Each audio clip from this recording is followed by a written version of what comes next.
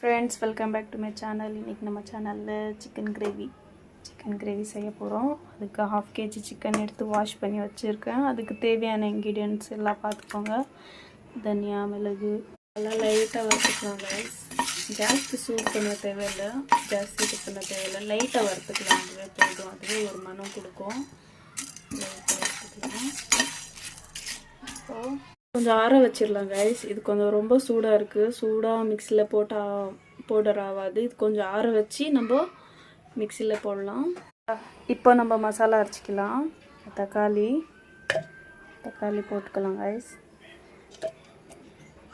தக்காளி, வெங்காயம்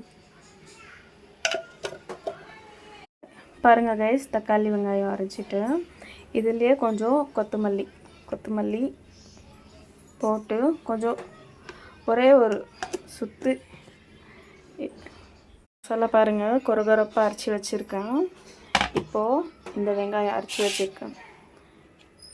இந்த வெங்காயம் எடுத்து இந்த பேன்ல எண்ணெய் சூடாயிடுச்சு, பேன்ல போட்டுக்கலாம்।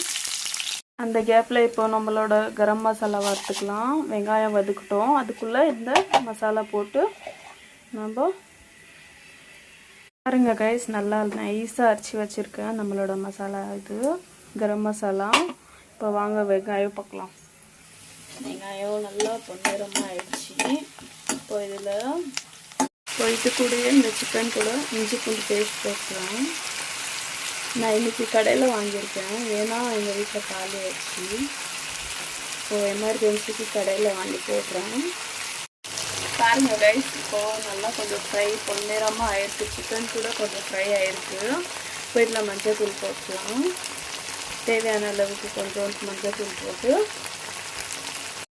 போட்டோம்னா அது கூட கொஞ்சம் தனியாத்தூள் போட்டுக்கலாம் गाइस। கொஞ்சம் தனியாத்தூள், அது கூடவே கொஞ்சம் மிளகாத்தூள் கொஞ்சம் ஆட் பண்ணலாம், ஏன்னா கரம் மசாலா। ஃப்ரெண்ட்ஸ் பாருங்க, நம்மளோட கிரேவி நல்லா எண்ணெய் பிரிஞ்சு வந்திருக்கு, நல்லா ஃப்ரை ஆகிருக்கு। ஸ்லோவில் குக் பண்ணோம் இல்லைங்களா, அதனால நான் தண்ணி ஊற்றிக்கலாம்।